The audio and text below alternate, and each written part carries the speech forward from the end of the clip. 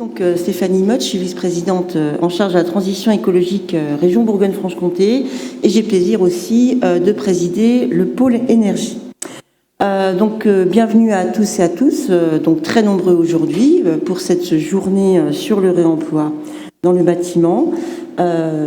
Journée extrêmement importante, assez technique, mais il faut rentrer maintenant effectivement dans le vif du sujet pour pouvoir être prêt c'est un des enjeux parmi les enjeux de la transition écologique. Alors je commencerai déjà par remercier très chaleureusement les personnes qui se sont beaucoup impliquées pour l'organisation de cette journée. Donc j'excuse tout d'abord la présidente de région, Marie-Guite Dufay, qui est actuellement au Congrès des régions de France et qui malheureusement n'a pas pu être là aujourd'hui.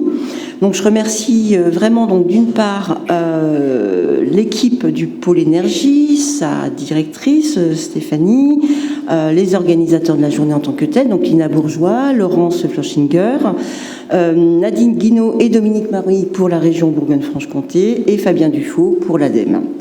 Voilà, donc vous êtes très nombreux aujourd'hui, 180 inscrits, donc merci pour votre intérêt et votre engagement.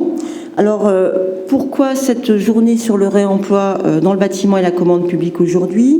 Déjà parce qu'il y a un an, quasiment jour pour jour, l'ADEME et la région et le pôle énergie organisent à Besançon une première rencontre régionale sur le réemploi dans le bâtiment. Il y avait déjà eu beaucoup de monde sur cette première journée. Et donc cette journée aujourd'hui, les objectifs, c'est vraiment donner à la fois les outils nécessaires aux maîtres d'ouvrage et acheteurs publics pour prescrire les réemplois et ainsi stimuler la commande publique, au travers d'exemples régionaux concrets, de paroles d'experts et de témoignages d'acteurs. Le secteur du BTP, c'est un secteur extrêmement important. Alors aujourd'hui, c'est pas ce qui va être discuté, mais c'est vrai que c'est un secteur qui est dans la tourmente chaque fois qu'il y a des choses qui se passent dans notre économie. Donc on est à un moment un peu particulier pour le secteur du BTP.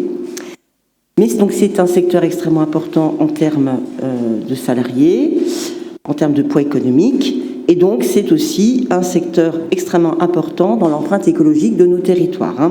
Les secteurs du BTP sont vitaux, donc 15 000 entreprises, c'est 10% du PIB régional, mais effectivement, comme ils génèrent beaucoup d'activités, il y a beaucoup de consommation.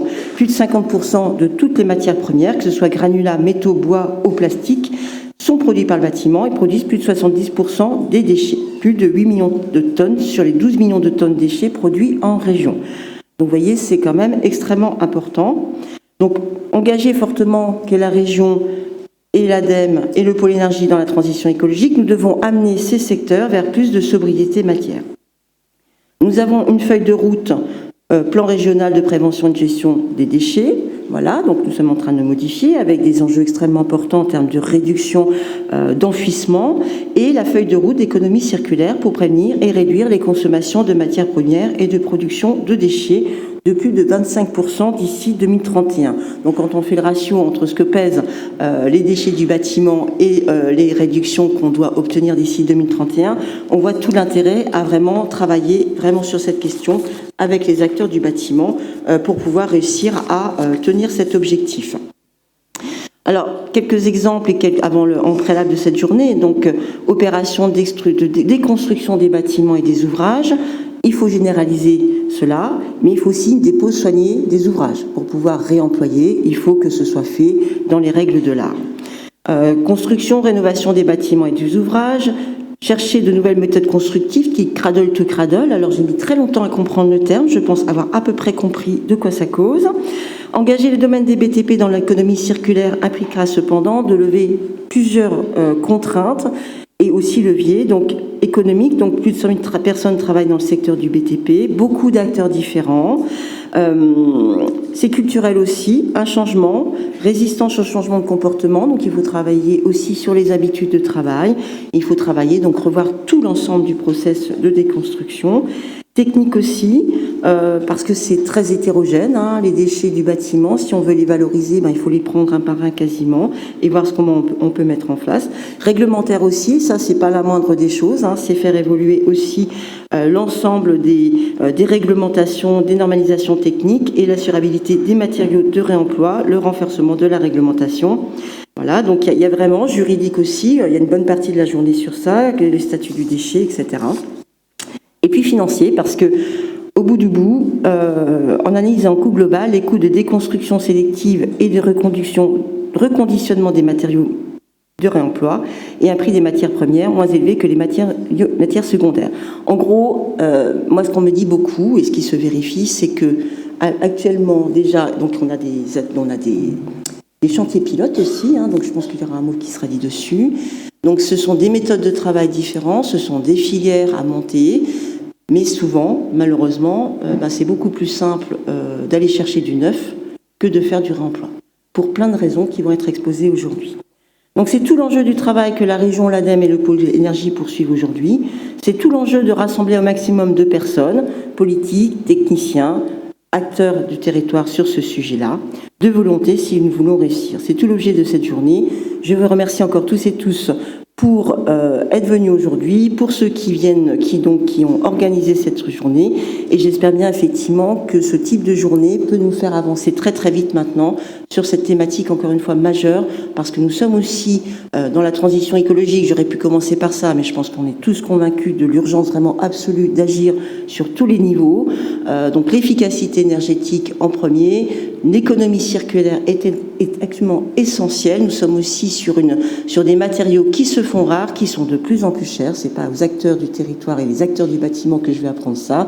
Vous avez vécu de plein fouet la hausse du prix des matériaux. Donc c'est vraiment le moment où jamais, je dirais, de structurer toute cette filière du réemploi, de la valorisation, pour pouvoir rentrer dans une économie nouvelle, beaucoup plus sobre en termes d'économie, d'énergie et d'utilisation de matériaux. Je vous remercie à tous donc pour être présents et je vais passer la parole à Monsieur Jean-Luc Saublé de l'ADEME.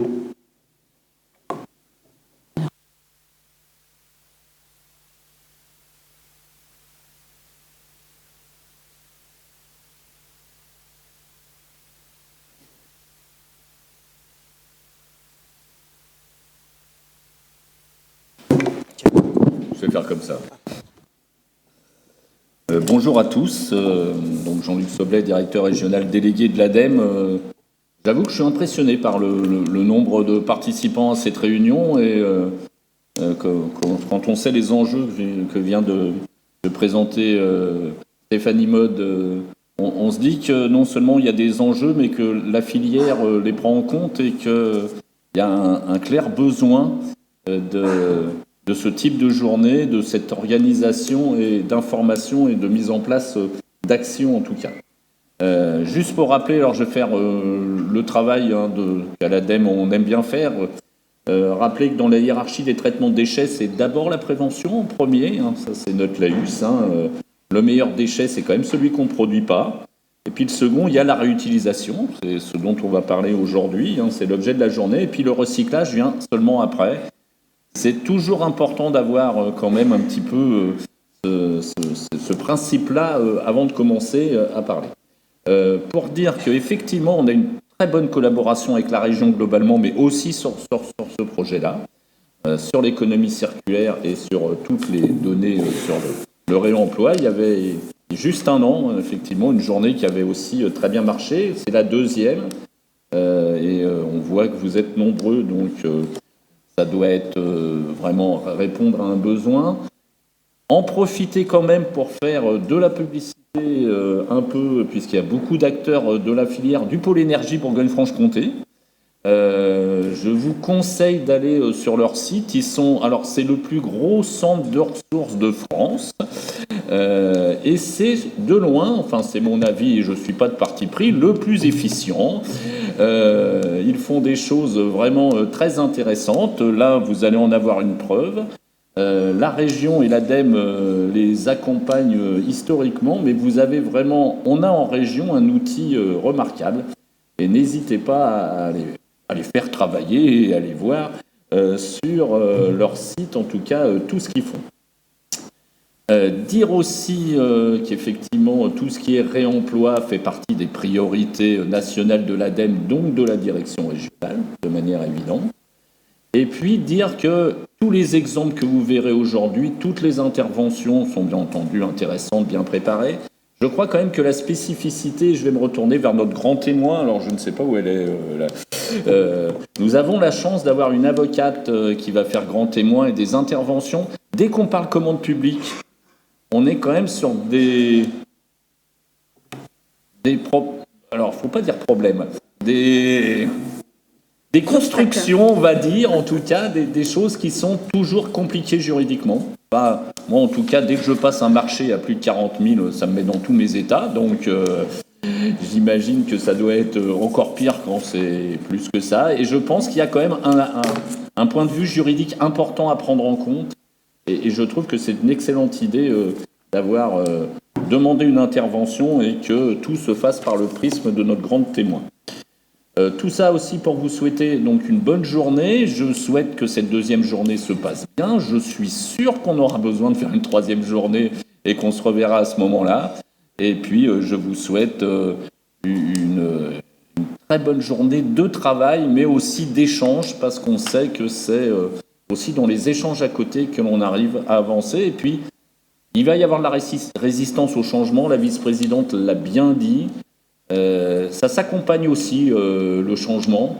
Et il y a un certain nombre de formations qu'on a mis en place avec des territoires, des choses comme ça qui sont intéressantes. Et je vous conseille aussi à un moment de regarder vers ce volet-là. Merci beaucoup et bonne journée. Merci Jean-Luc. Donc, rebonjour à tous et à toutes. Je suis Fabien Dufaux, je suis de l'ADEME et je serai l'animateur pour la matinée. Donc, je vais commencer par quelques petits points tout à fait techniques, mais impératifs. On m'a demandé de vous expliquer où étaient les toilettes. Donc, vous partez à droite et à gauche, et c'est en bas. Vous descendez et vous trouverez ça facilement. C'est indiqué. Un deuxième petit point, la journée sera filmée. Et du coup, vous pouvez retrouver assez rapidement, je crois que ce sera sur le site du Pôle Énergie, la restitution de cette journée-là. Vous aurez aussi accès à tous les supports de présentation qui seront présentés aujourd'hui. Donc voilà, n'hésitez pas à être bien concentré sur la journée. Vous aurez les supports à disposition. Le dernier point, pour que le film soit, enfin, ou que les interventions soient bien enregistrées, il faut parler dans les micros. Donc vous avez tous des micros devant vous. On va vous demander un petit peu de discipline. Il faut les allumer avant de parler et les éteindre une fois que vous avez fini de parler. Parce que sinon après, voilà, ça marche pas, c'est assez galère. Donc voilà, soyez attentifs à ce point-là et pensez bien à vous présenter aussi quand vous faites une intervention pour qu'on ait un peu plus d'aspect un peu vivant dans le film et puis aussi pour qu'on sache à qui on peut à qui on parle. Voilà, sur ces points logistiques, le dernier point, c'est qu'on va manger à 12h10. On va tout faire pour garder le timing. Donc, on a une matinée qui est assez chargée. Donc, on va passer dans le vif du sujet rapidement. Donc, voilà, vous savez que le repas sera juste à côté, comme la salle café, enfin, comme l'espace café. Et du coup, le repas sera à cet endroit-là. Hop.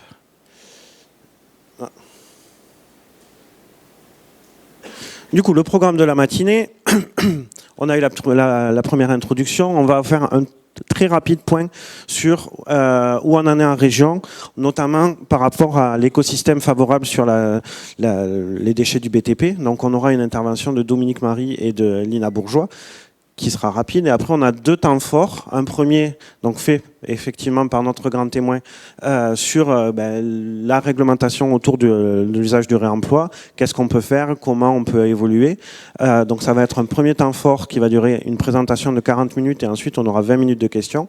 Et un deuxième temps fort sur l'assurabilité des matériaux issus du réemploi qui sera aussi sur la même organisation, c'est-à-dire 40 minutes de présentation, 20 minutes de questions. Donc n'hésitez pas à noter vos questions et on aura ce temps-là spécifique dans la foulée. J'ai un micro-sondage à faire. Est-ce que les personnes qui sont des professionnels ou en tout cas qui travaillent déjà dans le monde du réemploi peuvent lever la main, juste pour qu'on voit à peu près la répartition du public. On est 170.